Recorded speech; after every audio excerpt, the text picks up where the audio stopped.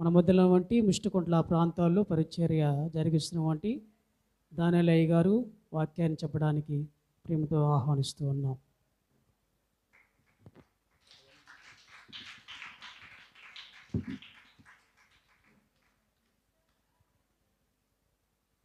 దేవుని పరిశుద్ధ నామమునకు మహిమ కలుగునుగాక. క్రీస్తునందు ప్రేమైన దేవుని బిడ్డలారా, చేరువచ్చిన మీ అందరికీ ప్రభు అయిన యేసుక్రీస్తు వారి నామంలో ప్రత్యేక వందనాలు తెలియజేస్తూ ఉన్నా. ముఖ్యంగా ఈ చివరి దిన ఉదయకాల కూడికలో ఈ వాక్యోపదేశం కొరకు నాకు అవకాశం ఇచ్చిన స్థానిక దైవజనులు మురళయ్య గారికి, అమ్మగారికి, వారి కుటుంబానికి ప్రత్యేక వందనాలు. అలాగే వేదిక మీద ఉన్న దైవజనులు కూడా ప్రత్యేక వందనాలు తెలియజేస్తూ ఉన్నాం. మంచిది ప్రియులారా, దేవుని వాక్యాన్ని మనం చదువుకుందాం. ఎఫెసీయులకు రాసిన పత్రిక 5వ అధ్యాయం. ఎఫెసీయులకు రాసిన పత్రిక 5వ అధ్యాయం మొదటి వచనాన్ని మనం చదువుకుందాం. కావున మీరు ప్రియులైన పిల్లల వలె దేవుని పోలి నడుచుకొనుడి. క్రీస్తు మిమ్మును ప్రేమించి పరిమళ వాసనగా ఉండుటకు మన కొరకు తన్ను తాను దేవునికి అర్పణముగాను బలిగాను అప్పగించుకొనెను. అలాగుననే మీరును ప్రేమ కలిగి నడుచుకొనుడి. చాలండి, చిన్న ప్రార్థన చేద్దాం. ఈ వాక్య భాగం ద్వారా ప్రభువు మనందరితో మాట్లాడలాగిన ప్రార్థన చేద్దాం. పరిశుద్ధుడైన మా దేవ, మా ప్రభువా, జీవాధిపతి, మీ ఘనమైన శ్రేష్టమైన పరిశుద్ధమైన నామాన్ని బట్టి మీకు స్తుతులు స్తోత్రాలు తెలియజేస్తున్నాం ప్రభా. ఈ 4 దినాల సువార్త సభలలో నాయన ఆఖరి దిన ఈ ఉదయకాల కూడికలోనికి నడిపించారు నాయన. అల్పు నుండి చిన్నవాడినైనటువంటి నాకు మీరిచ్చిన ఇట్టి కృపా భాగ్యమును బట్టి మీకు వందనాలు తెలియజేస్తున్నాం. ఈ సమయంలో ఏ మాటలు మీరు మా కొరకు సిద్ధపరిచారో మీ మాటలు మాకు వివరించింది అయినా ప్రతి ఒక్కరితో మీరు స్పష్టంగా మాట్లాడి మీరే మహిమ పొందుకుంటుర్రమ్మని యేసునామమున అడిగి వేడుకొనుచున్నాము తండ్రి, ఆమేన్. క్రీస్తునందు ప్రియమైన దేవుని బిడ్డలారా, నేను పెద్ద ప్రసంగికునేవి కాదు. ఇక్కడ వేదిక మీద ఉన్న సేవకులు లేదు మీ సేవకులు అందరికంటే నేను చాలా చిన్నవాడిని సేవలో, వయసులో కూడా. కానీ ఏదైనప్పటికీ దేవుడు నాకు ఇచ్చినటువంటి ఒక అవకాశంగా భావించుకుంటూ దేవుని నామాన్ని మహింపరుస్తూ ఉన్నాను. కాబట్టి శ్రద్ధగా మౌనంగా దేవుని మాటలు వినటానికి మనం సిద్ధపడదాం. ఎఫెసీయులకు రాసిన పత్రిక మొదటి నుండి దాదాపు 5వ అధ్యాయం మొదటి నుంచి 14 వచనాలకు ఉన్న వాక్య భాగంలో ఉన్న విషయాలను మనం ఈ సమయంలో ధ్యానం చేయబోతున్నాం. ఈ విషయాలు ధ్యానం చేయడానికి ముందుకు ఈ పత్రిక యొక్క నేపథ్యం, ఈ పత్రిక పౌలు భక్తుడు రాయిట్లో ఉన్నటువంటి ఉద్దేశం, ఈ పత్రిక ద్వారా నేటి క్రైస్తవ బిడలమైనటువంటి మనకు దేవుడు నేర్పించబోతున్నటువంటి పాఠాలను కూడా మనం యోచించేయాలి. దాదాపు నూతన నిబంధన గ్రంథంలో పౌలు భక్తుడు 14 పత్రికలు రాస్తాడు. పౌలు పత్రికలు 3 విభాగాలుగా విభజించారు. 7 పత్రికలు సాధారణమైన పత్రికలు, 4 పత్రికలు చెరపత్రికలు, 3 పత్రికలు కాపరి పత్రికలు. మొదటి 2 తిమోతి, తీతు ఈ 3 పత్రికలను కాపరి పత్రికలు అంటారు. ఎఫెసీయులకు రాసిన పత్రిక, కొలస్సీయులకు రాసిన పత్రిక, ఫిలిప్పీలకు రాసిన పత్రిక, ఫిలోమోను పత్రిక, ఈ 4 పత్రికలు చెరపత్రికలు అంటారు. అంటే మనం ధ్యానం చేయబోయేటటువంటి ఎఫెసీయులకు రాసినటువంటి పత్రిక పౌలు భక్తుడు చెరలో ఉండి రాస్తున్నటువంటి పత్రిక. చెరలో బంధించబడినప్పుడు తాను సువార్త పరిచర్యలో 2వ దండయాత్ర సమయంలో ఈ ఎఫెసీ పట్టణాన్ని దర్శించి ఎఫెసీ పట్టణంలో దేవుని వాక్యాన్ని ప్రకటించి తన రెండవ సువార్త పరిచర్యలో సంఘాన్ని స్థాపించిన విధానాన్ని మనం చూస్తాం. ఎఫెసీ పట్టణం యొక్క స్థితిగతులను మనం ఆలోచన చేస్తే అక్కడ డయానా దేవత యొక్క విగ్రహారాధన చాలా హెచ్చుగా ఉండేటటువంటిది. ఎందుకంటే అర్తెమిదేవి ఆరాధన ఆ ప్రాంతంలో దాదాపు 425 అడుగుల పొడవు, 82 అడుగుల ఎత్తు ఎడల్పు కలిగిన డయానా దేవత ఎఫెసీ పట్టణంలో ఉండేది. అందుకనే ఎఫెసీయులు బహుదేవతారాధనకు అలవాటు పడినటువంటి వారు. అక్కడ మూఢనమ్మకాలకు ఎక్కువ ప్రాధాన్యత ఉండేది, విగ్రహారాధనకు ఎక్కువ ప్రాధాన్యత ఉండేది, మాంత్రిక విద్యకు ఎక్కువ ప్రాధాన్యత ఉండేది. ప్రజలు నిజమైన దేవుణ్ణి సత్యాన్ని ఎరగనటువంటి పరిస్థితుల్లో ఎఫెసీ పట్టణం ఉన్నటువంటి విధానాన్ని మనం చూస్తాం. ఇంకంత మాత్రమే కాదు, అక్కడికి అనేకమైన యాత్రికులు వచ్చి వెళుతూ ఉండేటటువంటి విధానాన్ని బట్టి ఆ పట్టణం చాలా అశ్లీలతకు, అవాంఛనీయమైనటువంటి చెడు కార్యాలకు కూడా ఎఫెసీ పట్టణం నిలయంగా ఉండటం మనం చూస్తాం.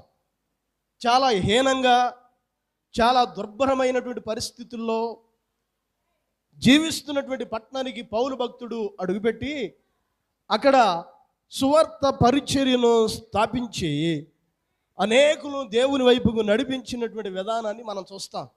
ఎఫెసీ పట్టణం చాలా పెద్ద పట్టణం. అక్కడ వర్తకం, వాణిజ్యం, వ్యాపారం చాలా ఎక్కువగా జరుగుతుండేది. దాని కారణం చేత కూడా అనేకమైనటువంటి ప్రజలు వస్తూ వెళుతూ ఉండేటటువంటి విధానాన్ని బట్టి ఆ పట్టణం చాలా విలాసాలకు అలవాటు పడి అశ్లీలమైనటువంటి కార్యాలకు అలవాటు పడినటువంటి విధానాన్ని మనం చూస్తాం. అందుకనే తను ఆ సువార్త పరిచర్యలో వెళుతున్నప్పుడు అకూల ప్రిస్కిల్లాను కొరింథీ నుండి ఎంటబెట్టుకొని వెళ్ళి అక్కడ దేవుని వాక్యాన్ని ప్రకటించి అక్కడ వారిని విడిచి తాను కిలికియాకు మరలా తిరిగి రావటం మనం అపొస్తలుల కార్యాల గ్రంథంలో చూస్తాం, పరిశీలన చేస్తాం. ఎందుకు ఈ విషయాలను ఆలోచన చేస్తున్నామంటే సంఘం ఏర్పడేటటువంటి నాటికి, అక్కడ దేవుని బిడ్డలుగా ఏర్పరచబడేటటువంటి నాటికి ఆ పట్టణం యొక్క స్థితిగతులు మనం ఎరిగి ఉండటం ప్రాముఖ్యం. అందుకనే తాను చెరసాల్లో ఉన్నప్పుడు క్రైస్తవ విశ్వాసాలను బలపరచడానికి ఈ పత్రిక రాశాడు. ఈ 6 అధ్యాయాలు, మొదటి 3 అధ్యాయాలు ఆ విశ్వాసుల యొక్క బాధ్యతను గురించి రాశాడు. ఎఫెసీయులకు రాసిన పత్రిక మొదటి 3 అధ్యాయాలు విశ్వాసుల యొక్క బాధ్యత, తర్వాత 3 అధ్యాయాలు క్రైస్తవుల యొక్క విలువల గురించి, అంటే జీవన విధానాన్ని గురించి తెలియజేశాడు. 4వ అధ్యాయం, 5వ అధ్యాయం, 6వ అధ్యాయం విశ్వాసులమని చెప్పుకుంటున్నటువంటి మనం, దేవుని పిల్లలమని చెప్పుకుంటున్నటువంటి మనం, క్రైస్తవులుగా ఎంచబడుతున్నటువంటి మనం, మన జీవన విధానం ఎలాగుండాలో, మన చర్యలు ఎలాగుండాలో, మన క్రియలు ఎలాగుండాలో, మన ప్రవర్తన ఎలాగుండాలో చివరి 3 అధ్యాయాల్లో తెలియజేస్తున్నాడు. ఆ చివరి 3 అధ్యాయాల్లో భాగమైనటువంటి 5వ అధ్యాయం మనం మొదటి నుంచి 14 వచనాలకున్న వాక్య భాగాన్ని ధ్యానం చేయబోతున్నాం. ఈరోజు మన ధ్యానాంశం ఏంటంటే నడుచుకొనుట. చెప్పండి, మన ధ్యానాంశం ఏంది? నడుచుకొనుట. మనం ఎలాగ నడవాలి, మన ప్రవర్తన ఎలాగ ఉండాలి. ఈరోజు లోకంలో మనం ఉన్నాం, కానీ లోకానికి భిన్నమైనది సంఘం.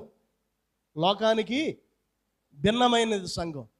పరమగీతాల గ్రంథాలు అంటాడు, బలురక్కసి చెట్లలో ఒల్లి పద్మం ఉన్నట్టు స్త్రీలలో నా ప్రియురాలు అలాగుందంటాడు. దేవుని నామానికి మహిమ కలుగును గాక. బలురక్కసి చెట్లలో ఒక ఒల్లి పద్మం ఆ ముళ్ళులకు ఏమాత్రం లోను కాకుండా ఆ ముళ్ళులను కూడా చొచ్చుకొని ఎలాగ ఎదగలిగేటటువంటి స్థితిలో ఉంటుందో, అపవిత్రమైనటువంటి ఈ లోకంలో, సాతాను ఏలుబడి చేస్తున్న ఈ లోకంలో, లేకపోతే అనేకమైన నాశనమైన క్రియలు, అశ్లీల కార్యాలు, అక్రమ కార్యాలు జరుగుతున్నటువంటి ఈ లోకంలో సంఘం కూడా ఒల్లి పద్మంలాగా ఏం చేయాలంటే వికసించాలి. అలాగ వికసించాలంటే మన నడక బాగుండాలి. అలాగ వికసించాలంటే ఏం చేయాలి? మన నడకలు బాగుండాలి. మనం ధ్యానించబోయే ఈ 14 వచనాల్లో మనం 4 విషయాలు ధ్యానం చేయబోతున్నాం. మనం ఎలాగ నడుచుకోవాలి, మన నడకలు ఎలాగ ఉండాలి, మనం ఎలాగ ప్రవర్తించగలిగే వారుగా ఉండాలి, మన జీవన విధానాలు ఎలాగుండాలని మనం ఆలోచన చేస్తే 5వ అధ్యాయం 1వ వచనం అంటున్నాడు, కావున మీరు ప్రియులైన పిల్లల వలె దేవుని పోలి నడుచుకొనుడి. మీరు చెప్పాలి, మొట్టమొదటి మనం ఎలాగ నడుచుకోవాలి? దేవునిని పోలి నడుచుకోవాలి. పోలి అంటే వలే అని అర్థం. పోలి అంటే వలే అంటే దేవుడు ఎలాగ నడుచుకున్నాడో, ప్రభువారు ఎలాగ నడుచుకున్నారో ఆయనకు వలె మనము కూడా నడుచుకోవాలి. మీరు ప్రియులైన పిల్లల వలె మీరు ఎలాగ నడుచుకోవాలంటున్నాడు తెలుసా? దేవుని పోలి. క్రైస్తవులుగా కేవలం పేరుకు మాత్రమే కాదు, విశ్వాసులుగా కేవలం పేరుకు మాత్రమే కాదు, క్రీస్తు సంబంధులుగా మనం ఏం చేయాలంటే క్రీస్తుని పోలి, దేవునిని పోలి నడుచుకొనగలిగే జీవితాలు కావాలి మనకి. మనం సిగ్గుపడవలసినటువంటి విషయం ఏంటంటే, మనం చెప్పుకోవడానికి దేవుని సంబంధులం అని చెప్పుకుంటాం, మేము క్రీస్తు సంబంధులం అని చెప్పుకుంటాం, కానీ నడిచేటటువంటి నడక విషయానికి వచ్చేసరికి దానికి భిన్నంగా ఉంటాం. వీరు దేవుని ఎరిగిన వారేనా అని అనిపిస్తుంది కొంతమంది నడకలు చూస్తే. వీరు నిజంగా దేవుని మందిరానికి వెళ్ళేవారేనా? వీరు దేవుని ఎరిగిన వారేనా? క్రీస్తును కలిగినటువంటి వారేనా? కేవలం కలిగిన వారం, ఎరిగిన వారమని నోటితో మాత్రమే మనం చెప్పుకోవటం కాదు, కానీ మన నడకల ద్వారా మనం క్రీస్తు సంబంధులుగా మళ్ళీ మనం వ్యక్తపరుచుకొనగలిగిన వారుగా ఉండాలి. మీరు ఒకసారి తెస్సలోనికీయులకు రాసిన మొదటి పత్రిక 1వ అధ్యాయం, అమ్మా చెబుతా వచనం చెప్పని. తెస్సలోనికీయులకు రాసిన మొదటి పత్రిక 1వ అధ్యాయం 6వ వచనాన్ని చదువుదాం ఒకసారి. పరిశుద్ధాత్మ వలన కలుగు ఆనందముతో గొప్ప ఉపద్రవమందు మీరు వాక్యమును అంగీకరించి మమ్మును ప్రభువుని పోలి నడుచుకొనిన వారైతిరే. దేవుని నామానికి మహిమ కలుగును గాక. పౌలు భక్తుడు ఇక్కడ ఏమంటున్నాడు తెలుసా? మీరు చాలా క్లిష్ట పరిస్థితుల్లో, చాలా ఉపద్రవములో మీరు క్రీస్తుని అంగీకరించారు, మీరు వాక్యాన్ని అంగీకరించారు, మీరు వాక్యాన్ని కలిగినటువంటి స్థితిలో ఉన్నారు. ఎఫెసీ పట్టణం ఎటువంటిదో, తెస్సలోనిక పట్టణం కూడా బహుదేవతారాధనతో నింపబడినటువంటి పట్టణమే. అందుకనే వారు విగ్రహ సంబంధమైన నిర్జీవమైనటువంటి వాటిని విడిచి జీవము గల దేవుని వైపు తిరిగి వాళ్ళు ఎలాగ నడుచుకుంటున్నారు తెలుసా? మీరు ఉపద్రవమందు వాక్యమును అంగీకరించి మమ్మును ప్రభువును పోలి నడుచుకుంటున్నారు. ప్రభువుని పోలి నడుచుకోండి. ఈరోజు దేవుని బిడ్డలంగా మనం ప్రభువుని పోలి నడుచుకోవాలి. ఎవరిని పోలి నడుచుకోవాలి? ప్రభువుని పోలి. కానీ ఈరోజు లోకపు తీరు ఎలాగుందంటే ఎవరిలాగో ఉండాలనుకుంటున్నాం, ఎవరిలాగో జీవించాలనుకుంటున్నాం. ముఖ్యంగా ఎదుగుతున్నటువంటి యవనస్తులు ఆ సెలబ్రిటీల్లాగో, ఈ సెలబ్రిటీల్లాగో, ఆ హీరోల్లాగో, ఈ హీరోల్లాగా ఉండాలనుకుంటున్నారు. ఒక 7-8 సంవత్సరాల క్రితం ఒక సండే స్కూల్ పాట వచ్చింది. సచిన్ అని, ధోని అని, కోహ్లీ అని హీరో వర్షిప్ చేస్తావా, ఇది లోకం పోకడ. కొంతమందికి అంటే సెలబ్రిటీల వాళ్ళు, కొంతమంది సినిమా హీరోలు, వారిలాగా మేము ఉండాలి, వారిలాగా హెయిర్ స్టైలు, వారిలాగా వస్త్రధారణ, వారిలాగా మాట్లాడటం, వారిలాగా యాటిట్యూడ్ అంటారు దాన్ని, వారిలాగా వ్యవహరించడం, వారిలాగా ప్రవర్తించడం. కానీ ఈరోజు దేవుని పిల్లలుగా మనం లోకం వైపు చూడాల్సిన పని లేదు, లోకంలో ఎవరి వైపు చూడాల్సిన పని లేదు, ఎవరిలాగా ఉండాలని అనుకోవలసిన అవసరం లేదు. మన మాదిరి ఎవరంటే, మనం ఎవరిలాగా నడుచుకోవాలంటే మన ప్రభువుని పోలి మనం నడుచుకోవాలి అన్ని విషయాల్లో, ఆయన పోలి. అందుకని పౌలు భక్తుడు అన్నాడు, నేను ప్రభువుని పోలి నడుచుకొనుచున్న ప్రకారం మీరు నన్ను పోలి నడుచుకోండి. మాట సర్వసాధారణంగా ఎవరు పలకలేరండి. మనం పలకగలుగుతామా? నేను ప్రభువుని పోలి నడుచుకుంటున్నానని ఈరోజు ఎంతమంది మనం ధైర్యంతో చెప్పగలం? పౌలు భక్తుడు చెబుతున్నాడు, నేను ప్రభువుని పోలి నడుచుకొనుచున్నట్టుగా మీరు మమ్మును ప్రభువుని పోలి నడుచుకోవాలి. ఈరోజు ఆయనలాగా మనం నడుచుకోవాలి, ఆయన వలే నడుచుకోవాలి, ఆయనను పోలి మనం నడుచుకోవాలి. ఆయనలాగా మనం నడుచుకుంటున్నప్పుడు ఏమవుద్దంటే లోకానికి మనం క్రీస్తుని చూపించగలిగేవారుగా ఉంటాం. లోకానికి ఏం చేస్తాం? క్రీస్తుని చూపించేవారుగా ఉంటాం. లోకానికి ఆయన్ను ప్రతిబింబించేవారుగా ఉంటాం. ఆయన్ని వ్యక్తపరిచేవారుగా ఉంటాం.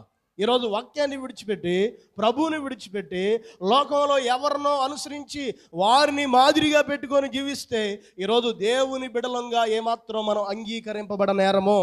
అందుకనే మనం ఎలాగ నడుచుకోవాలని దేవుడు మనకి వివరిస్తున్నాడంటే, మనం ప్రభువుని పోలి నడుచుకోవాలి. మనం ఆలోచించేది ఈరోజు నీ నడక ఎలాగుంది? మనం ఎవరిలాగా నడుస్తున్నాం? ఎవరిని చూస్తూ నడుస్తున్నా? ఎవరిని పోలి నడుస్తున్నా? మన వ్యక్తిగత విశ్వాస ఆధ్యాత్మిక జీవితాల్లో మనం యోచన చేయవలసినటువంటి వారమై, పరిశీలన చేయవలసినటువంటి వారమై ఉన్నాం. కాబట్టి మొట్టమొదటి విషయం ద్వారా దేవుడు మనకు నేర్పిస్తున్న పాఠం ఏంటంటే, మీరు ప్రియులైన పిల్లల వలె మనం దేవునిని పోలి నడుచుకోవాలి. రెండోది ఏమన్నాడు తెలుసా? 2వ వచనం చదువుదాం. క్రీస్తు మిమ్మును ప్రేమించి పరిమళ వాసనగా ఉండుటకు మన కొరకు తన్ను తాను దేవునికి అర్పణముగాను బలిగాను అప్పగించుకొనెను. అలాగునే మీరును ప్రేమ కలిగి నడుచుకొనుడి. మా జాగ్రత్తగా వినండి.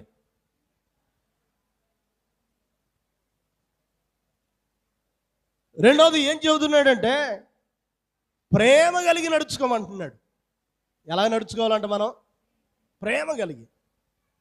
ప్రేమను చూపించారు ప్రభువారే. అందుకంటాడు, క్రీస్తు మిమ్మును ప్రేమించి మీరు మనము పరిమళ వాసనగా ఉండటానికి మన కొరకు ఆయన తన్ను తాను బలిగాను అర్పణముగాను అప్పగించుకున్నాడు. ఆయన ప్రేమ త్యాగపూరితమైనది.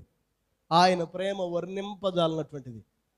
అందుకని ఒక భక్తుడు ఉన్నాడు, ఆయన ప్రేమను కానీ ఆయన బలాన్ని కానీ చెప్పటం నా చేత కదన్నాడు. ఈరోజు మన బలం మనం చెప్పగలం. నువ్వు ఎంత బరువు మోస్తావు అంటే, ఒక 50 కేజీలు బరువు మోస్తానమ్మా. నువ్వు ఎంతగా ప్రేమిస్తావంటే, నేను ఎంతగా ప్రేమిస్తానని చెప్పగలుగుతాం. క్రీస్తు ప్రేమకు హద్దులు లేవు, అవధులు లేవు.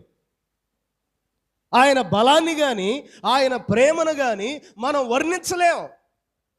ఎందుకంటే అది ఎంతే అని చెప్పలేం మనం. అండ్ ఈరోజు మన ఇంట్లో ఉన్న వాళ్ళని ప్రేమిస్తామా? భర్తలను ప్రేమిస్తామా? భార్యలను ప్రేమిస్తామా? పిల్లలను ప్రేమిస్తామా? బంధువులను ప్రేమిస్తామా? తోటివారిని ప్రేమిస్తామా? మన ప్రేమకు పరిధులు ఉన్నాయి. మన ప్రేమకి ఏమున్నాయి? పరిధులు ఉన్నాయి. కానీ ఆయన మనల్ని బ్రతికించడానికి, పాపముల చేత అపరాధముల చేత సచ్చి పడినటువంటి మనల్ని ప్రేమించి మనల్ని పరిమళ సువాసనగా చేయడానికి ఆయన తన్ను బలిగా అర్పణము అర్పించుకున్నాడు. అందుకని ఈరోజు మనం కూడా ఎలాగ నడుచుకోవాలంటున్నాడంటే, ప్రేమ కలిగి నడుచుకోవాలి. ప్రేమ కలిగి నడుచుకోవాలి. లేఖనాన్ని అంతటినీ ముద్దు చేస్తే, అందుకనే తిమోతి పత్రికలు అంటాడు, ఉపదేశ సార మీదనగా. ఉపదేశ సారం అంటే ఆది నుండి ప్రకటన గ్రంథం వరకు దాన్ని అంతటిని ఒక ముద్దు చేసి చేతిలో పట్టుకొనగలిగితే ఏమంటాడు తెలుసా? పవిత్ర హృదయం నుండి నిష్కపటమైన విశ్వాసము నుండి కలుగు ప్రేమయే అంటున్నాడు. ఏంది ఉపదేశ సారం? ఏంది తెలుసా? ప్రేమ. పవిత్ర హృదయం నుండి నిష్కపటమైనటువంటి మనస్సాక్షి నుండి కలిగేటటువంటి ప్రేమే.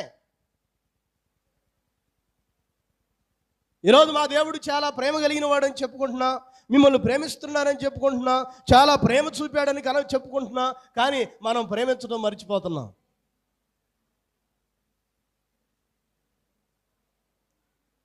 మనం ప్రేమ కలిగి ఉండటం మానేస్తున్నాం. అందుకని సెయింట్ ఫ్రాన్సిస్ అనే భక్తుడు అంటాడు, ప్రేమ అనే ఆయుధం లేనటువంటి వాడు క్రైస్తవ్యానికి పనికిరాడు.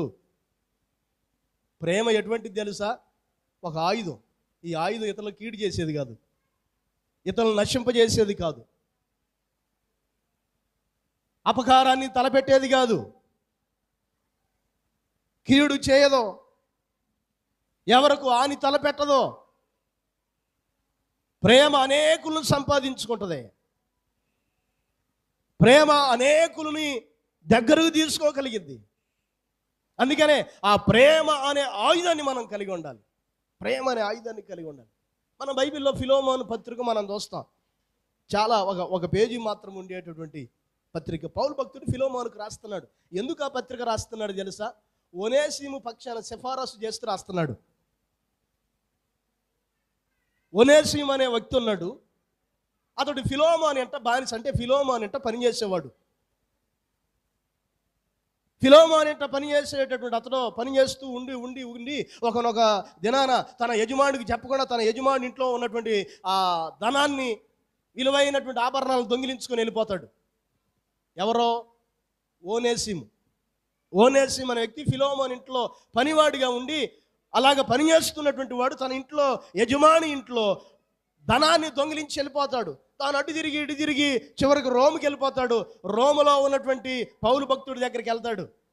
రోమ్ చెరలో ఉన్న పౌలు భక్తుడి దగ్గరికి వెళ్ళి అక్కడ కొన్ని దినాలుండి దేవుని వాక్యం విని, వాక్యం ద్వారా పరితాపం చెంది, వాక్యం ద్వారా పశ్చాత్తాపం చెంది, మారు మనసు పొంది, రక్షణ పొందిన తర్వాత ఇప్పుడు పౌలు భక్తుడు ఏం చేస్తున్నాడంటే అతను ఎక్కడి నుండి అయితే వచ్చాడో మరలా తిరిగి అక్కడికి అతన్నే పంపిస్తున్నాడు. అందుకని అతన్ని సిఫారసు చేస్తూ ఈ పత్రిక ఫిలోమోనుకు రాస్తున్నాడు. ఏమని సిఫారసు చేస్తున్నాడు?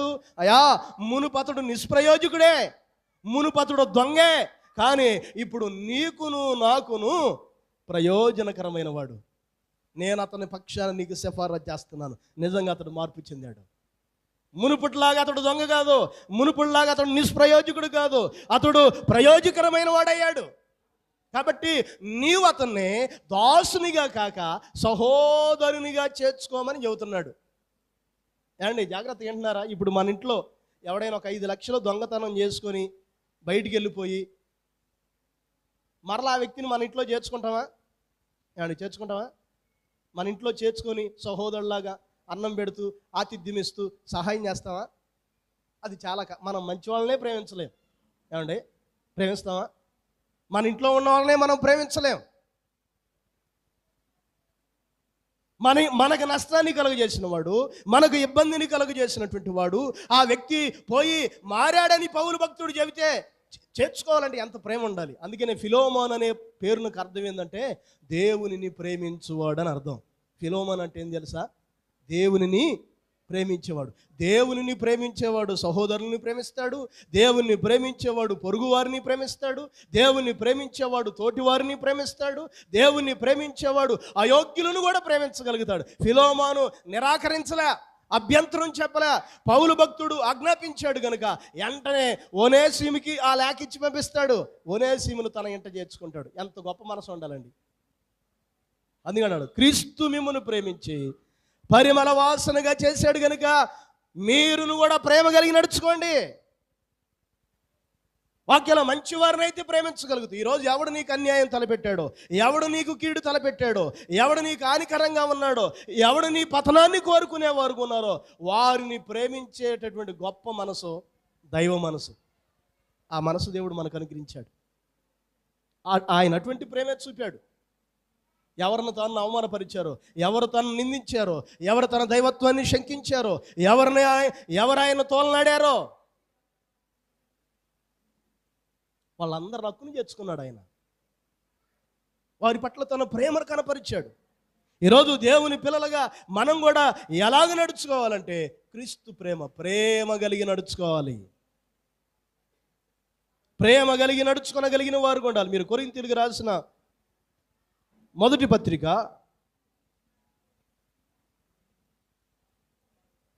16వ అధ్యాయం. అమ్మా కొంచెం వాక్యం వినండి. వచ్చాడు కూర్చున్నా, వినలేకపోతున్నా, ఏం విన్నామో ఏం తెలుసుకోలేకపోతే ఇక్కడ కూర్చున్నందుకు కూడా ప్రయోజనం ఉండదు. అదిగాక లైవ్ వెళ్తుంది, మనం చేసే అల్లరి కూడా ఆడ వినపడుతుంది. బ్రదరు, మరి దేవుడు సంఘంలో క్రమాన్ని మనకు నేర్పించాడు. మీ సేవకులు చాలా చక్కగా ప్రార్థనలో మిమ్మల్ని మీ శరీరాన్ని నలుపుతూ ఉన్నారు. మనం క్రమాన్ని నేర్చుకోకపోతే ఎలాగా? కొరింథీయులకు రాసిన మొదటి పత్రిక 16వ అధ్యాయం 13-14 వచనాలు చదువుదాం. మెలకువగా ఉండుడి, విశ్వాసమందు నిలకడగా ఉండుడి, పౌరుషము గలవారై ఉండుడి, బలవంతులై ఉండుడి, మీరు చేయు కార్యములన్నీ ప్రేమతో చేయుడి. దేవుని నామానికి మహిమ కలుగును గాక. ఈరోజు ప్రతి పని అంటే ప్రేమతో అన్నాడు. మీరు ఏ పని చేసినా ప్రేమ. మీరు పరిచర్య చేయొచ్చు, ఓడవచ్చు, ఆతిథ్యం ఇవ్వచ్చు, మందిర పరిచర్య చేయొచ్చు, ఏ పరిచర్య చేయొచ్చు. కానీ ఆ పరిచర్య దేనితో కూడిందే ఉండాలి తెలుసా? ప్రేమ. ప్రేమ కలిగి నడుచుకోవాలి. తోటి వారిని ప్రేమించాలి, పొరుగు వారిని ప్రేమించాలి, తోటి విశ్వాసులను ప్రేమించాలి. ప్రేమ అందుకంటాడు, ప్రేమ మరణము కంటే బలమైందన్నాడు. సముద్ర అగాధ జలములు దానిని చల్లార్చజాలమన్నాడు. అటువంటి ప్రేమ యేసయ్య మన పట్ల చూపారు. అటువంటి ప్రేమ ఆయన మన పట్ల కనపరిచారు. దేవుని పిల్లలుగా మనం కూడా ఎలాగ నడుచుకోవాలని చెబుతున్నాడంటే ప్రేమ కలిగి మనం నడుచుకోవాలి. మరి ఉందా ఈరోజు ప్రేమ? ప్రేమించగలుగుతున్నావా? మన ముందు ఎవరైనా దీవించబడితే మనం ఓర్చుకోలేం. హృదయంలో అసూయలు, కలహాలు, మత్సరాలు, ఇది ప్రేమ? హృదయపూర్వకంగా ఈరోజు ప్రేమించటం. అందుకంటాడు హృదయపూర్వకంగాను మిక్కుటముగాను ఒకరినొకడు ప్రేమ కలిగి ఉండండి. ప్రేమ విషయంలో తప్ప మరి ఏ విషయంలో మనం వచ్చి ఉండలేదు అంటున్నాడు. మనం పంచాల్సింది ప్రేమ, మనం చూపించాల్సింది ప్రేమ, ప్రతి ఒక్కరి పట్ల మనం వ్యక్తపరచాల్సింది ప్రేమ. కాబట్టి దేవుని బిడ్డలారా, ఈ మధ్యాహ్న వేళ మనం ఆలోచన చేయాలి, పరిశీలన చేయాలి, ప్రేమ కలిగి మనం నడుచుకోవాలి. మూడవ విషయం మీకు తెలియజేస్తాం. చదవండి, 3వ వచనం చదువుదాం. మీలో జారత్వమే కానీ, ఏ విధమైన అపవిత్రతయే కానీ, లోభత్వమే కానీ ఈటి పేరైనను ఎత్తకూడదో, ఇదే పరిశుద్ధులకు తగినది. కృతజ్ఞత వచనమే మీరు ఉచ్చరింపవలగని కానీ బూతులైనను, పోకిరి మాటలైనను, స్వరశక్తులైనను ఉచ్చరింపకూడదు. ఇవి మీకు తగవు. వ్యభిచారి అయినను, అపవిత్రుడైనను, విగ్రహారాధికుడై ఉన్న లోబి అయినను క్రీస్తు యొక్కయో దేవుని యొక్కయో రాజ్యమునకు హక్కుదారుడు కాడని సంగతి మీకు నిశ్చయముగా తెలియను. చాలండి. మూడవది మనం ఎలాగ నడుచుకోవాలి తెలుసా? పరిశుద్ధులకు తగినట్టుగా నడుచుకోవాలి. చెప్పండి, ఎలాగ నడుచుకోవాలి? పరిశుద్ధులకు తగినట్టుగా. సంఘము అంటే పరిశుద్ధపరచబడిన సమూహం. సంఘం అంటే ఎవరు తెలుసా? పరిశుద్ధపరచబడిన సమూహం. క్రీస్తు రక్తం ద్వారా కడగబడినటువంటి మనందరం, ఆయన రక్త ప్రోక్షణ ద్వారా నింపబడినటువంటి మనందరం ఆయన శరీరం అనే సంఘంలో పాలివారం. సంఘము పవిత్రమైనది, సంఘం పరిశుద్ధమైనది. కారణం ఏంటంటే విలువైన అమూల్యమైన తన రక్తాన్ని పెట్టి కొన్నాడు. రక్తం చిందిస్తే కానీ, ఆయన ప్రాణత్యాగం చేస్తే కానీ, ఆయన తన ప్రాణాన్ని త్యాగం చేస్తే కానీ మనం ఈ పరిశుద్ధతను పొందుకోలేదు. అందుకనే పౌలు భక్తుడు కొరింథీ సంఘంతో అంటాడు, కొరింథీలో ఉన్న దేవుని సంఘమునకు అనగా క్రీస్తు యేసునందు పరిశుద్ధపరచబడిన వారై పరిశుద్ధులుగా ఉండటానికి పిలువబడినటువంటి వారు. సంఘం అంటే ఎవరు తెలుసా? క్రీస్తునందు పరిశుద్ధపరచబడి పరిశుద్ధులుగా ఉండటానికి పిలువబడ్డాం. మనందరం ఎవరు చెప్పండి? మనందరం ఎవరో పరిశుద్ధ జనులు. క్రీస్తు రక్తం ద్వారా ఎంతమంది కడగబడ్డారో వారంతా పరిశుద్ధ జనులు, పరిశుద్ధపరచబడిన వారం, పరిశుద్ధులుగా ఉండటానికి పిలువబడిన వారం. అందుకనే మనం పరిశుద్ధులం గనుక మనం ఎలాగ నడుచుకోవాలి? పరిశుద్ధులకు తగినట్టుగా నడుచుకోవాలి. మునుపు అపవిత్రులుగానే ఉన్నాం, మునుపు అవివేకులుగానే ఉన్నాం, మునుపు అజ్ఞానులుగానే ఉన్నాం, మునుపు ఘోరమైనటువంటి పాపములోనే ఉన్నాం, మునుపు చాలా అపవిత్రమైనటువంటి కార్యాల్లో ఉన్నాం, మునుపు ఏ పరిస్థితులు ఉన్నా, మునుపు బూతులాడాం, పోకిరి చేష్టలు చేశాం, అపవిత్రమైన కార్యాలు చేశాం, వ్యభిచారులుగా ఉన్నాం, మోసకారులుగా ఉన్నాం, విగ్రహారాధికులుగా ఉన్నాం, అవిధేయులుగా ఉన్నాం, మోసకారులుగా ఉన్నాం. అటువంటి మనల్ని ప్రభు పిలిచి తన అమూల్యమైన రక్తంలో మనల్ని కడిగి మనల్ని ఏం చేశాడు తెలుసా? పరిశుద్ధపరిచాడు. పరిశుద్ధపరిచాడు. అందుకనే ఎక్లేషియా అనే గ్రీక్ పదం నుండి వచ్చింది సంఘం. ఎక్లేషియా అంటే ద కాల్డ్ అవుట్ అంటారు, అంటే బయటికి పిలువబడిన వారు. సంఘం అంటే ఎక్కడ పిలువబడిన వారు? బయటికి. దేని నుండి? పాపము నుండి బయటికి పిలువబడిన వారు, శాపము నుండి బయటికి పిలువబడిన వారు, అపవిత్రమైన జీవితం నుండి బయటికి పిలువబడినటువంటి వారు, లోక సంబంధమైన వ్యామోహాల నుండి బయటికి పిలువబడినటువంటి వారు, లోకపరమైన ఆచారాల్లో నుండి బయటికి పిలువబడినటువంటి వారు, అపవిత్రమైన కార్యాల్లో నుండి బయటికి పిలువబడినటువంటి వారు, అనగా పరిశుద్ధత కలిగి పరిశుద్ధులుగా ఉండటానికి మనం పిలువబడినటువంటి వారు. అందుకనే ఏమని వారు గుర్తు చేస్తున్నాడు తెలుసా? ప్రియ సంగమా, నేను మీ మధ్య ఉండలేకపోవచ్చు, కానీ మీరు క్రీస్తు రక్త సంబంధులు. మీరు ఏ స్థితిలో మరలా మీ వెనకటి స్థితిలోనికి వెళ్ళకూడదు. మీరు ఎలాగుండాలి తెలుసా? పరిశుద్ధులకు తగినట్టుగా మీరు నడుచుకోవాలి. క్రీస్తునందు మన గుర్తింపు అదేనండి, పరిశుద్ధత. పరిశుద్ధంగా జీవించడం చాలా కష్టంగా మనం భావించుకుంటాం, ఎందుకంటే కొన్ని జీవితాలు అలవాటు పడిపోతాం. అందుకని ఒక భక్తుడు అన్నాడు, ఒక్కసారి గుడ్లు మాసిపోయిన వాడు, అంటే బట్టలు మాసిపోయిన వాడు ఎక్కడ కూర్చోవడానికైనా సిద్ధపడతాడంట. అంటే ఇప్పుడు మనం కొత్త బట్టలు పట్టు చీర కట్టుకొని వచ్చామనుకోండి, సర్వసాధారణంగా కూర్చుంటామా? కుర్చీలో ఏముందో చూసి నాటికి వెళ్తాం, అక్కడైనా తుడుచుకుంటామా? ఎక్కడైనా కూర్చుంటాం. ఎందుకు? అవి మాసిపోయిన వస్త్రాలు. అందుకని వస్త్రాలు ఒక్కసారి మాసిపోయిన వాడు ఎక్కడ కూర్చోటానికైనా సిద్ధపడతాడు. ఒక్కసారి ఒక అపవిత్రతకు తావిచ్చిన వాడు, ఒక చెడుకు తావిచ్చిన వాడు ఏం చేయటానికైనా సిద్ధపడతాడంట. అది ఈ పని చేస్తే మనల్ని ఏమన్నారు? ఇంకో పని చేద్దాం. ఈ పని చేస్తే దేవుడు మనల్ని ఏం చేశాడు? ఇంకా పని చేద్దాం అని ఒక్కసారి అపవిత్రతకు తావిచ్చిన వాడు, ఒక్కసారి చెడుకు తావిచ్చినటువంటి వాడు ఇంకంతకన్నా బలమైన కార్యాలు చేయడానికైనా సిద్ధపడతాడంట. లోకం తీరు అలాగుండొచ్చు, లోకపు వ్యవహారం అలాగుండొచ్చు, లోకంలో ఉన్న ప్రజల నడకలు అలాగుండొచ్చు, కానీ మనం సంఘంలో ఉన్నవారం, మనమంటూ ప్రత్యేకింపబడిన వారం.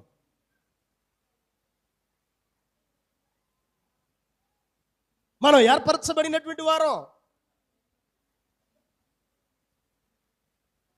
మనకంటూ ఒక ప్రత్యేకత ఉంది. ఏంది మన ప్రత్యేకత తెలుసా? పరిశుద్ధంగా ఉండటం, పరిశుద్ధత కలిగి నడుచుకోవటం, పరిశుద్ధులకు తగినట్టుగా నడుచుకోవటం, నిత్యం పరిశుద్ధపరచబడుతూ మనం దేవుల్లో మన నడకలో మన జీవితాలు కొనసాగించాలి. అందుకనే పేతురు పత్రికలు అంటాడు, మీ పూర్వపు అజ్ఞాన దశలో మీకుండిన ఆశలను అనుసరించి నడుచుకొనక ప్రవర్తింపక మిమ్ముని పిలిచిన దేవుడు పరిశుద్ధుడై ఉన్న ప్రకారం మీరును సకల ప్రవర్తనల యందు పరిశుద్ధులయ్యుండుడి. దేవుని నామానికి మహిమ కలుగును గాక. ఏమంటున్నాడు తెలుసా? సకల ప్రవర్తనలో అంటే మన నడక పరిశుద్ధంగా ఉండాలి, మన చూపు పరిశుద్ధంగా ఉండాలి, మన ఆలోచనలు పరిశుద్ధంగా ఉండాలి, మన చర్యలు పరిశుద్ధంగా ఉండాలి, మనం వ్యవహరించే తీరు పరిశుద్ధంగా ఉండాలి, మన సకల జీవితం పరిశుద్ధంగా ఉండాలి. ఎందుకంటే ఆ పరిశుద్ధత మనకి ఎలా కలిగిందంటే ఆయన మరణాన్ని బట్టి కలిగింది. అందుకని పరిశుద్ధుడైనటువంటి దేవుడు మనల్ని పరిశుద్ధపరిచి ఆయన పరిశుద్ధతను లోకానికి చూపించే పని ఎవరిదంటే సంఘానిది. ఆయన ఎంత పరిశుద్ధుడో లోకానికి చూపించాల్సిన బాధ్యత ఎవరిది తెలుసా? సంఘానిది. సంఘమే లోకంలో కలిసిపోతే ఎలాగా? విశ్వాసే లోకంలో కలిసిపోతే ఎలాగా? విశ్వాస అపిత్రుడైతే ఎలాగా? విశ్వాసే క్రమాన్ని మర్చిపోయి దేవుని బిడ్డలు అనుకునేవారే పవిత్రతకు తావులేక మరలా ఒకప్పుడు ఏ స్థితిలో నుండి వచ్చామో, ఒకప్పుడు ఏ జీవితాన్ని జీవించామో, ఒకప్పుడు ఏ బ్రతుకులో ఉన్నామో అదే బ్రతుకులోనికి వెళితే ఎలాగా? చాలామంది ఆత్మానుసారంగా ఆరంభించి శరీరానుసారంగా ముగిస్తున్నారు. ఇది క్రైస్తవ జీవితానికి మేలుకరమైంది కాదు. ఆయన మనల్ని పరిశుద్ధపరిచాడు, ఆత్మ సంబంధులుగా కట్టాడు. ప్రభువు వచ్చేంత వరకు పరిశుద్ధపరచబడుతూ పరిశుద్ధతను కొనసాగించవలసిన వారమే ఉన్నాం. అందుకనే సంఘానికి గుర్తు చేస్తున్నాడు పౌలు భక్తుడు. ఏ స్థితి నుండి వచ్చారో ఆ స్థితిలోనికి మీరు వెళ్ళొద్దు, పరిశుద్ధులకు తగినట్టుగా నడుచుకోండి. ఈరోజు దేవుని బిడ్డలారా, దేవుని సంకల్పం లేకుండా, దేవుని ఆలోచన లేకుండా ఇక్కడ మనం కూర్చోలే. మన జీవితంలో ఎన్నో సంవత్సరాలు గడిచిపోతున్నాయి అంటే వాస్తవానికి ఇది మొదట వార్షికోత్సవమే, కానీ సంఘ ఆవిర్భావం అయి దాదాపు 40 ఏళ్ళు అయితే ఉంది. అయ్యారు సంఘ ఆవిర్భావం వార్షికం అంటే మనం మందిర వార్షికోత్సవం జరుపుతాం, కానీ అసలు సంఘ ఆవిర్భావం దాదాపు చాలా ఏళ్ళు అవుద్ది. పితరులు కొంతమంది ఉన్నారు, కొంతమంది కాలగర్భంలో కలిసిపోయారు. కానీ సంఘ ఆవిర్భావమైన దినం మొదలుకొని దేవుడు అనేక మంది సేవకుల ద్వారా తన వాక్కులు మనకి వినిపింపజేస్తున్నాడు, తన మాటలు మనకి వినిపింపజేస్తున్నాడు, భయం ఉన్నతమైనటువంటి మాటలు మనకు తెలియజేస్తున్నాడు. గంభీరమైనటువంటి 3 దినాలు అత్యద్భుతమైనటువంటి మాటలు మనకి వినిపింపజేశాడు. ఏదో వార్షికోత్సవం జరిపించేసాములే, అయిపోయిందిలే, మరలా రిలాక్స్ అయ్యి జీవించడానికి కాదు. ఎంతమంది అయితే దేవునికి దూరంగా ఉన్నామో, ఎంతమంది అయితే ఇంకా అపరిశుద్ధులుగా ఉన్నామో, ఇంకా సంఘంలో చేర్చబడిన స్థితిలో ఉన్నామో, ఒకవేళ చేర్చబడినా కూడా పరిశుద్ధులకు తగినట్టుగా నడుచుకోలేక ఒకవేళ మరలా వెనకడి జీవితంలోనికి వెళ్ళామో, ఈ యొక్క వార్షికోత్సవ సందర్భంగా మనం మరలా తిరిగి సరి చేసుకోవాలి. మనం పరిశుద్ధులుగా ఉండడానికి సిద్ధపడాలి. పరిశుద్ధ సంతానంగా, పరిశుద్ధత కలిగిన దేవుని బిడలంగా మనం కట్టుకోవాలి. అందుకనే సేవకురాండ్రు ప్రయాసపడి ఈ యొక్క పరిచర్యను, ఈ మీటింగ్స్ ఏర్పాటు చేశారు.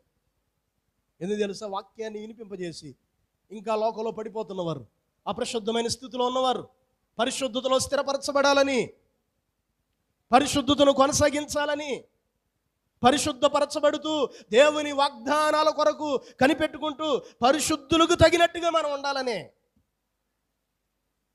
కొరింథీయులకు రాసిన 2వ పత్రిక 7వ అధ్యాయం 1వ వచనం చదవండి. అక్కడ ఒక అద్భుతమైన మాట రాయబడింది. ప్రియులారా, మనకు ఈ వాగ్దానములు ఉన్నవి గనుక దేవుని భయముతో పరిశుద్ధతను సంపూర్తి చేసుకొనుచు శరీరమునకును ఆత్మకును కలిగిన సమస్తమైన కల్మషం నుండి మనము పవిత్రులము చేసుకుందుము. చూడండి ఎంత అద్భుతమైన మాట చెప్పాడు. ఏ వాగ్దానాలు మనకున్నాయి? ఆయన మన తండ్రి, మనం ఆయన పిల్లలం. ఆయన మన కాపరి, మనం ఆయన గొర్రెలం. ఆయన ఇంటివారం, ఆయనకు చెందిన వారం, ఆయన చేత పరిశుద్ధపరచబడిన జనులు. అందుకనే పరిశుద్ధ శరీరమునకును ఆత్మకును కలిగిన సమస్తమైన కల్మషం నుండి మనం పవిత్రం చేసుకుంటూ ఈ పవిత్రపరచబడటం, పరిశుద్ధత కలిగి ఉండటం అనేది ఇది దినచర్య. మనం పరిశుద్ధపరచబడిపోయాలంటానికి వీల్లేదు. పరిశుద్ధపరచబడుతూ ప్రభు వచ్చేంత వరకు, ఆయన మనకు చేసిన వాగ్దానాలు స్వతంత్రించుకునేంత వరకు పరిశుద్ధత కలిగి పరిశుద్ధులకు తగినట్టుగా మనం నడుచుకోవలసినటువంటి వారమై ఉన్నాము. ఈ మధ్యాహ్నం వేళ దేవుని బిడ్డలారా ఆలోచించేద్దాం. ఏ చిన్న చిన్న ఆలోచనలు నిన్ను కృంగజేస్తున్నాయో, ఏ చిన్న చిన్న అలవాట్లు దేవునికి నిన్ను దూరం చేస్తున్నాయో, ఏ చేదైన వేరు మొలచి దేవుని దృష్టికి అపవిత్రులైపోతున్నామేమో దేవుని కృప పొందకుండా ఆలోచించేద్దాం. దేవుడు మన జీవితంలో ఏం కోరుకొని మనల్ని పిలిచాడు తెలుసా? ఆయన కలిగిన పరిశుద్ధత మనం కలిగి ఉండాలని, ఆయన కలిగిన పరిశుద్ధతకు తగినట్టుగా మనం జీవించాలని, ఆయన పరిశుద్ధతను లోకంలో చాటి చెప్పాలని, ఆయన పరిశుద్ధతను లోకానికి తెలియపరచాలని, ఆయన ఏమై ఉన్నాడో మన జీవితాల ద్వారా మనం చూయించాలని ఆయన తన అమూల్యమైన రక్తంలో కడిగి కొన్నటువంటి సంఘం మనం. కాబట్టి దేవుని బిడ్డలారా ఆలోచించేద్దాం, పరిశీలన చేద్దాం. 3వ విషయం, పరిశుద్ధులకు తగినట్టుగా మనం నడుచుకోవాలి. 4వది మీకు తెలియజేస్తాను. 5వ అధ్యాయం 8వ వచనం నుండి చదువుదాం. మీరు పూర్వమందు చీకటి అయి ఉంటుర్రి, ఇప్పుడైతే ప్రభువునందు ఎలుగై ఉన్నారు. ఎలుగు ఫలము సమస్త విధములైన మంచితనము, నీతి, సత్యము వాటిలో కనబడుచున్నది. కనుక ప్రభువుకేది ప్రీతికరమైనదో దానిని పరీక్షించుచు ఎలుగు సంబంధుల వలె నడుచుకొనుడి. 4వది ఎలా నడుచుకోవాలంట? ఎలుగు సంబంధుల వలె నడుచుకోవాలి. ఏమంటున్నాడు? మునుపు పూర్వమందు మీరు చీకటై ఉన్నారు, కానీ ఇప్పుడు క్రీస్తునందు ఏమై ఉన్నారు? ఎలుగై ఉన్నారు. అందుకని ఎలుగు ఫలము దేనిలో కనబడాలంటున్నాడు తెలుసా? మంచితనము, నీతి, సత్యము అని వాటిలో కనబడిద్ది. కాబట్టి ప్రభువుకేది ప్రీతికరమైనదో పరీక్షించుచు ఎలుగు సంబంధుల వలె నడుచుకోండి. 4వది, ఎలుగు సంబంధుల వలె మనం నడుచుకోవాలండి. ఎలికి చీకటికి తేడా ఉందా లేదా? ఏందండి, ఎలికి చీకటి తేడా ఉందా లేదా? ఇప్పుడు ఉన్నపాటున ఒకవేళ చీకటి పడిపోయి లైట్లన్నీ పోయాయి అనుకోండి, ఒకళ్ళ ముఖం ఒకరికే కనబడదు, ఒకరినొకరు కనుగొనలేము, తడువులాడతాం. పూర్వం మన పరిస్థితి అది. దేవుని నమ్ముకొనక ముందు, దేవుని యొద్దకు రాకముందు, ఆయన విశ్వసించక ముందు, ఆయన రక్తం చేత కడగబడక ముందు, ఆయన్ని కలిగి ఉండక ముందు పూర్వం చీకటిలో ఏమన్నా అంధకార సంబంధమైన క్రియల్లో పాలివారుగా ఉన్నాం. చీకటి సంబంధమైన కార్యాలను జరిగించాం, చీకటి సంబంధమైన బ్రతుకులో బ్రతికాం. కానీ ఇప్పుడు ఏమంటున్నాడు తెలుసా? ఇప్పుడు మీరు లోకానికి ఎలుగై ఉన్నారు. మీరు ఎలాగ ఉన్నారు తెలుసు? ఇప్పుడు మీరు ఎలుగై ఉన్నారు, ప్రభువునందు ఎలుగై ఉన్నారు. కాబట్టి మీరు ఎలాగ నడుచుకోవాలంటే మీరు ఎలుగు సంబంధుల్లాగా నడుచుకోవాలి. ఎలుగు సంబంధుల్లాగా నడుచుకోవాలి. మునపటి జీవితాలు అందుకంటాడు, మీ చిత్త వృత్తి యందు మునపట ప్రవర్తన విషయంలోనైతే మోసకరమైనటువంటి క్రియలను విసర్జించి దేవునికి వ్యతిరేకమైన క్రియలను విసర్జించి మీకు మీరే నూతన పరచబడినటువంటి వారి క్రీస్తును ధరించుకోండి అంటాడు. కాబట్టి దేవుని పిల్లలారా, మనం ఎలుగు సంబంధులుగా నడుచుకోవాలి. ఎలా నడుచుకోవాలి? మనం ఎలుగు సంబంధులుగా నడుచుకోవాలి. అందుకని సంఘాన్ని ప్రభువారు ఎలా పోల్చాడు తెలుసా? ఎలుగుతో పోల్చాడు, కొండ మీద ఉన్నటువంటి పట్టణంతో పోల్చాడు, ఉప్పుతో పోల్చారు. ఎలుగుని ఎవడు ఆపలేడండి. మన మీటింగ్స్ లైటు మా ఊరు దాకా ఆపడతానే అలాగ ఫ్లయింగ్ అయ్యాయి ఆ ఎలుగు. ఒకళ్ళు అంతకన్నా ఎత్తుకు పెట్టామనుకోండి, ఎవరైనా ఆపుతారా? అది అందరికీ అలాగ ఆపడుతుంది. కొండ మీద ఉన్నటువంటి పట్టణం మరుగేముండదో అది అందరికీ తేటగా కనపడుతుంది. అలాగే మనల్ని కూడా ఆయన ఎలాగ ఉండమని చెబుతున్నా అంటే ఎలుగు సంబంధుల్లాగా. మీరు ఎలుగే ఉన్నారు, పూర్వమందు మీరు చీకటి ఉన్నారు, కానీ ఇప్పుడు నేను మిమ్మల్ని ఎలుగుగా చేశాను, ఎలుగు సంబంధులుగా తీర్చిదిద్దాను, మీ జీవితాలను వెలిగించాను, మీ హృదయాలను వెలిగించాను. కానీ ఇక్కడ మనం సిగ్గుపడవలసినటువంటి విషయం ఏంటంటే, దేవుని పిల్లలుగా ఎలిగింపబడి కూడా మరలా మనం చేసే పని ఏంటంటే అంధకార సంబంధమైన క్రియల్లోనికి వెళ్ళిపోతాం, చీకటి క్రియల్లోనికి వెళ్ళిపోతాం, లోకపరమైన కార్యాల్లోనికి వెళ్ళిపోతాం. మరలా ఒకప్పుడు ఏ స్థితిలో ఉన్నామో, ఏ జీవితంలో ఉన్నామో, దేవుడు మనల్ని ఎలుగు సంబంధులుగా తీర్చిదిద్దితే ఎలుగులో నడిపించబడవలసినటువంటి వారుగా ఉండాల్సినటువంటి మనం మరలా చీకటి సంబంధులుగా ఉంటాం. ఇశ్రాయేలు ప్రజలు ఐగుప్తుని వీడారు, కానీ కేవలం భౌతికంగా వారి శరీరాలు వీడాయి, కానీ కొంతకాలం వరకు వారి మనసులో ఐగుప్తు ఉంది. నీళ్ళు లేకపోతే ఐగుప్తు గుర్తొచ్చింది, ఆహారం లేకపోతే ఐగుప్తు గుర్తొచ్చేసింది, మాంసం లేకపోతే ఐగుప్తు గుర్తొచ్చింది. కారణం ఏంటంటే వారి బాడీలు శరీరాలు బయటకు వచ్చాయి, కానీ వారు మనసు మొత్తం ఎక్కడ ఉంది తెలుసా? ఐగుప్తులోనే ఉంది. కొంతమంది మనం కూడా అంతే, సంఘంలో ఉంటాం కానీ లోకాశలే, సంఘంలో ఉంటాం కానీ విమోచింపబడిన వారుగా ఎలిగింపబడిన వారుగా ఉంటాం, కానీ భిన్నమైన ఆలోచనలు మానం, పాపపు ఆలోచనలు మానం, మునుపటి ఆలోచనలు మానం.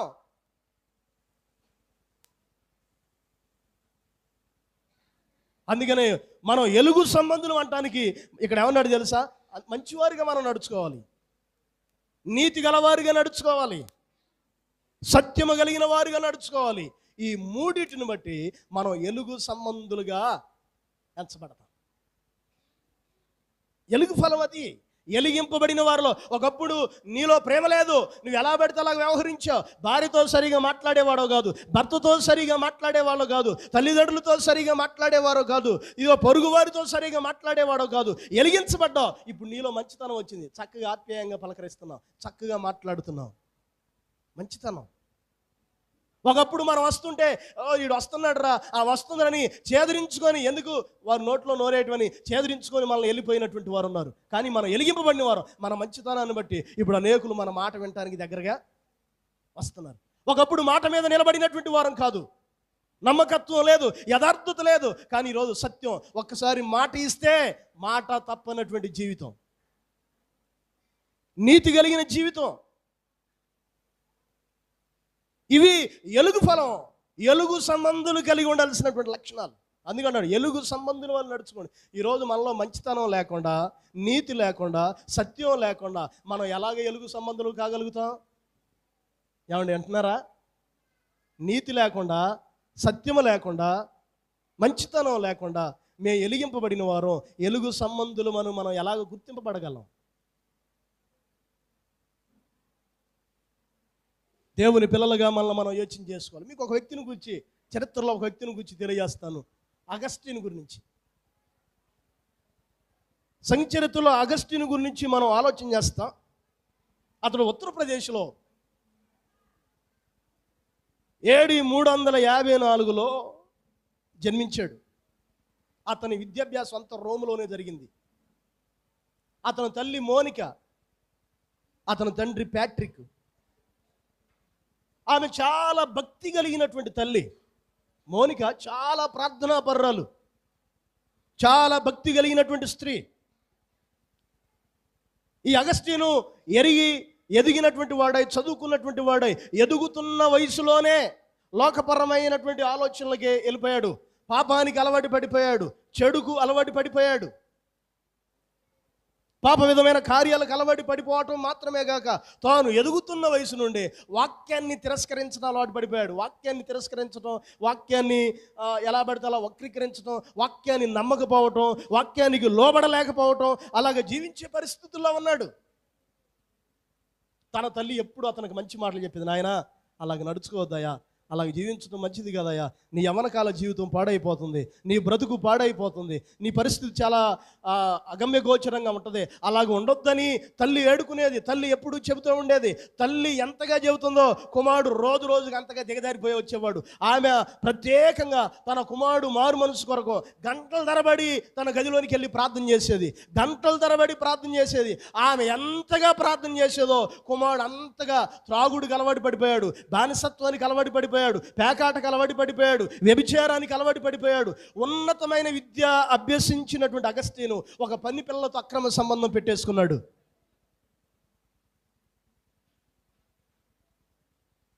చాలా భయంకరంగా, అంటే ఇక అగస్టిన్ చేయనటువంటి పనేమి లేదు.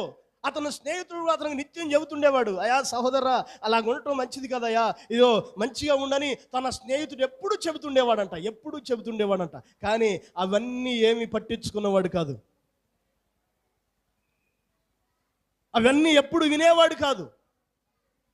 తాను ఉన్నతమైన ఉద్యోగం చేస్తున్న తన మనసుకు ప్రశాంతత లేదు, తన మనసుకు నెమ్మది లేదు. ఒకనొక దినాన బాగా త్రాగి రోడ్డు మీద వెళ్తూ ఉంటే ఒక అడుక్కునే వ్యక్తిని చూశాడంట. చూశాడు. ఆ వ్యక్తిని చూసినప్పుడు ఆ వ్యక్తి యొక్క మనసు చాలా సంతోషంగా, ఆ వ్యక్తి చాలా ఆహ్లాదంగా పడ్డాడు. ఆ వ్యక్తిని చూసి అనుకున్నాడు, వాడు అడుక్కునేవాడు, నేను ఉద్యోగం చేసేవాడిని. ఆ వ్యక్తి మొహంలో ఉన్న సంతోషం కూడా నాలో లేదు. ఆ వ్యక్తి మనసులో ఉన్నటువంటి ఆనందం కూడా నా మనసులో లేదని తాను ఆలోచించేయటం మొదలుపెట్టాడు, పరిశీలించడం మొదలుపెట్టాడు. తన స్నేహితుడు తనతో చెప్పినట్టుగా అతను యాండ్రూస్ అనే ఒక దైవజనుడి దగ్గరికి తీసుకుని వెళ్తే అతను మాట్లాడిన మాటలను బట్టి తన గదిలోనికి వెళ్ళి ప్రార్థన చేయటం మొదలుపెట్టాడు, మొరపెట్టడం మొదలుపెట్టాడు. అయ్యా నా మనసుకు ప్రశాంతత లేదు, నా మనసుకు నెమ్మది లేదు, నాకు ఉన్నతమైన ధనం ఉంది, చదువు ఉంది, ఉద్యోగం ఉంది, కానీ ఇవేమి నా మనసుకు ప్రశాంతతనివ్వట్లేదయ్యా అని ప్రార్థన చేస్తూ ఉంటే దేవుడు అతను దర్శించాడు.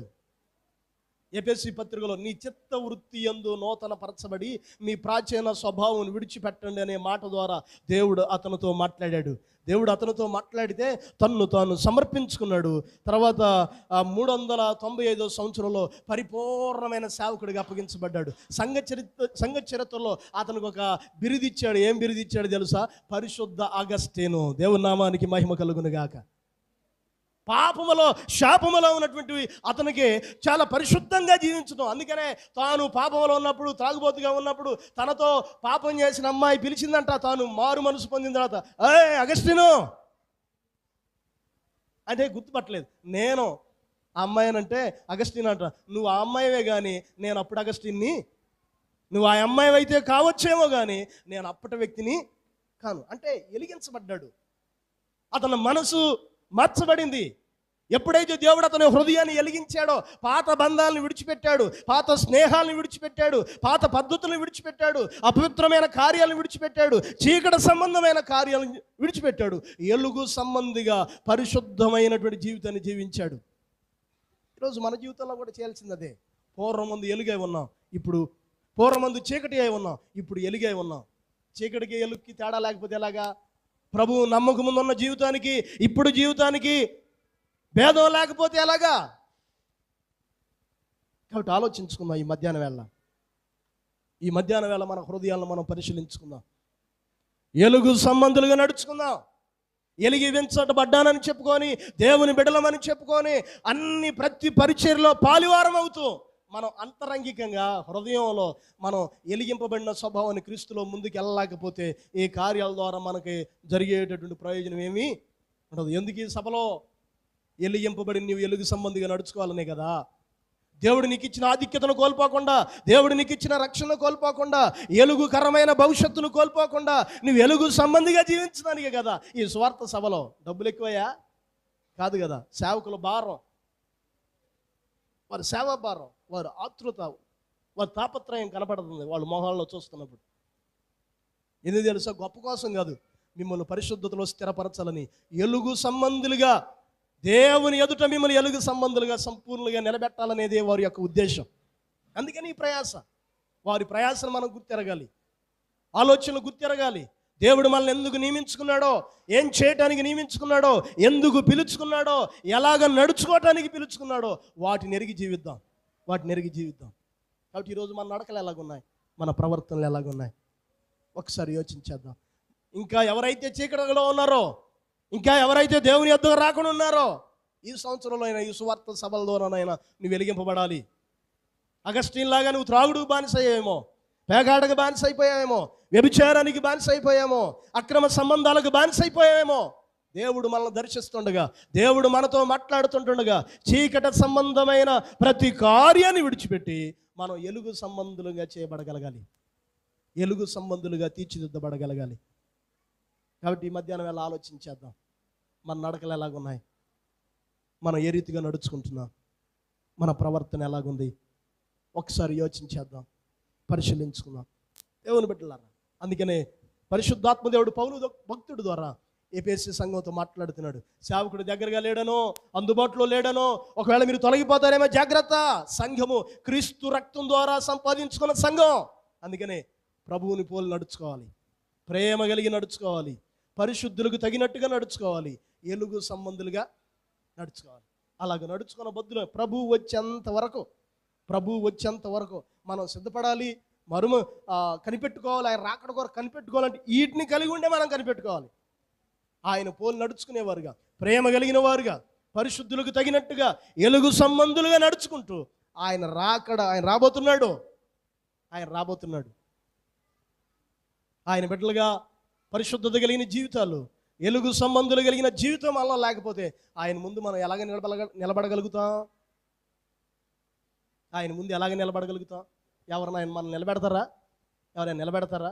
మన జోనతన్ అయ్య గారు చెప్పారుగా, ప్రభు ముందు మన రికమెండేషన్లో పనికిరా, ఇతను మా సంఘస్థుడేలయ్యా, చాలా పరిచర్య చేసేళ్ళయ్యా అని ప్రభు ముందు అయ్యగారులుగా మేము చెప్పడానికి వీల్లేదు. ప్రభు ముందు ఎవరి రికమెండేషన్ పనికిరా? మన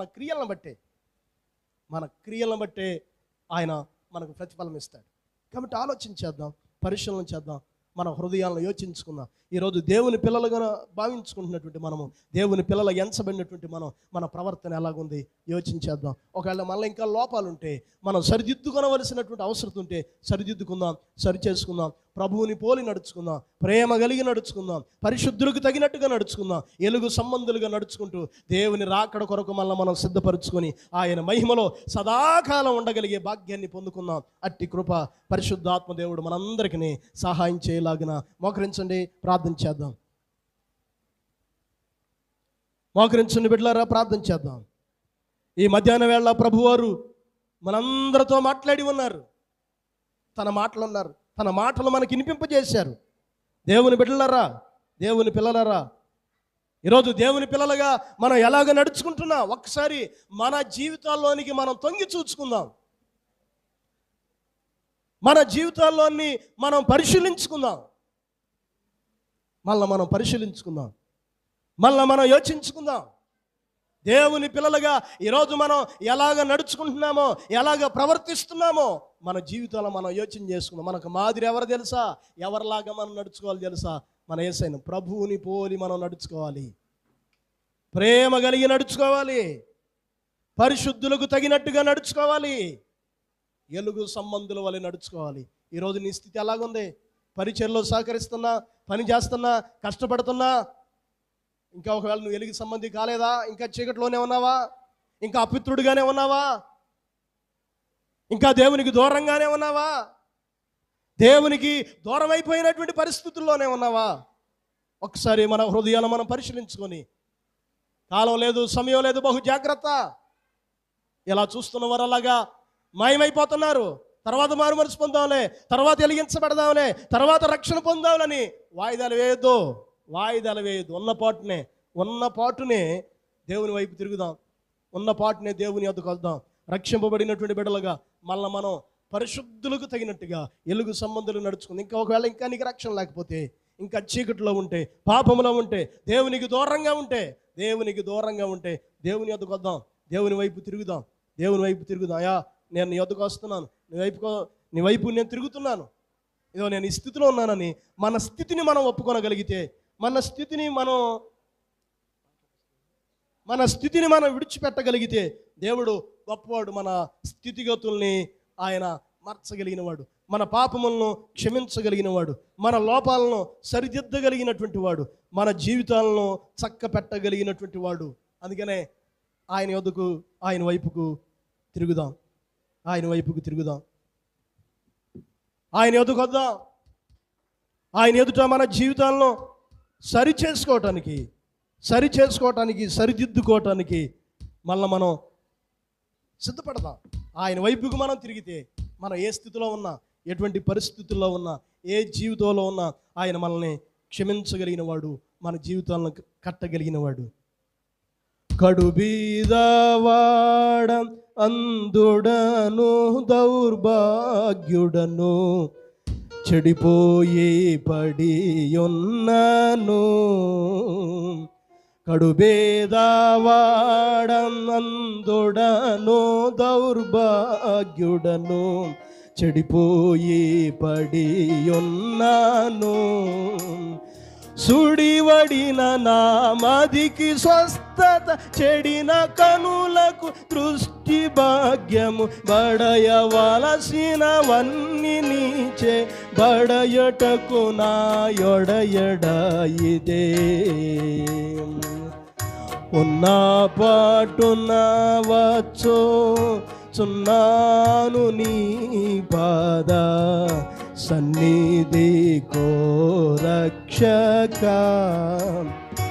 ఎన్న సఖ్యము గాని పాపం లన్ని మోపగ వీపుపై బడి ఉన్న విధి నడలేక తోట్రిల్లు చున్నవాడను నన్ను దయగను. ఉన్న పాటున వచ్చుచున్నాను నీ పాద సన్నిధి కో రక్షక. అయ్యా, ఇదిగో నీ యొద్దకు వస్తున్నాను. నేను పాపముల చేత నలిగిపోయాను, అపరాధముల చేత చచ్చిపోయాను, అనేకమైన పరిస్థితుల్లో నీ తట్టు తిరుగుతున్నానని ఉన్న పాటున దేవుని యొద్దకు వస్తే మన పాపములన్నీ క్షమించి ఆయన హక్కును చేర్చుకొనగలిగిన వాడు, దయ చూపగలిగిన వాడు, ఆదరించగలిగిన వాడు.